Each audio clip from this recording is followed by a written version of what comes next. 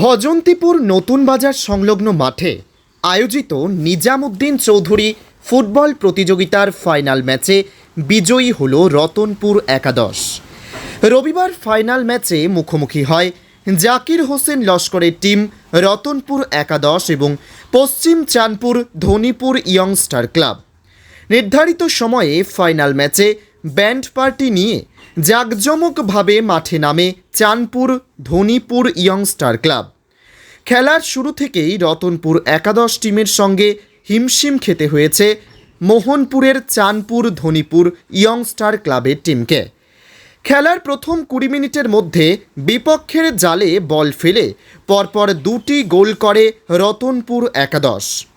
2-0 গোলের বোঝা মাথায় নিয়ে আক্রমণাত্মক হয়ে বিপক্ষের রক্ষণ ভেদ করতে মরিয়া হয়ে ওঠেন চাঁদপুর ধনীপুর ইয়ংস্টার ক্লাবের টিমের খেলোয়াড়রা, কিন্তু কোনো সাফল্য আসেনি।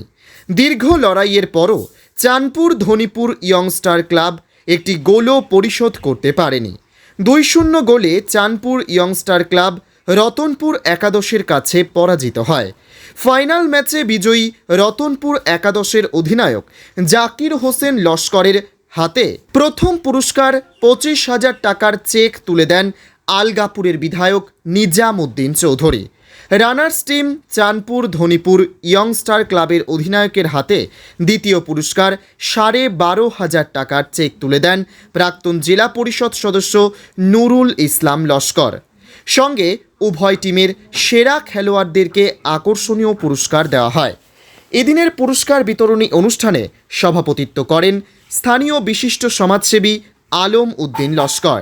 সমগ্র অনুষ্ঠান পরিচালনার দায়িত্বে ছিলেন মোহনপুর মুনলাইট ক্লাবের সভাপতি মাওলানা আব্দুল হান্নান লস্কর। নিজের নামের এই ফুটবল প্রতিযোগিতায় উপস্থিত হয়ে খেলা পরিচালনা কমিটি, খেলোয়াড়, উভয় দলের অধিনায়ক, দর্শক সহ সবাইকে ধন্যবাদ জ্ঞাপন করেন বিধায়ক নিজামুদ্দিন চৌধুরী। উপস্থিত ছিলেন আনোয়ার হোসেন বড়ভূইয়া, আইনুল হক বড়ভূইয়া, জেলা মহরম কমিটির সভাপতি সিরাজ উদ্দিন বড়ভূইয়া, কংগ্রেস নেতা নজরুল ইসলাম মীরা প্রমুখ।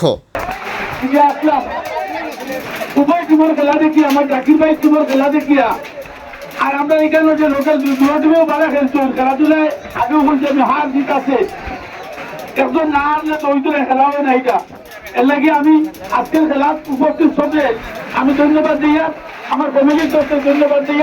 আগামী দিনে আরো সুন্দরভাবে আরো আমরা চিন্তা করবো, আরো ভালো হবে কেন খেলা করার লাগিয়া ও বলে আমার বক্তব্য করছিলাম।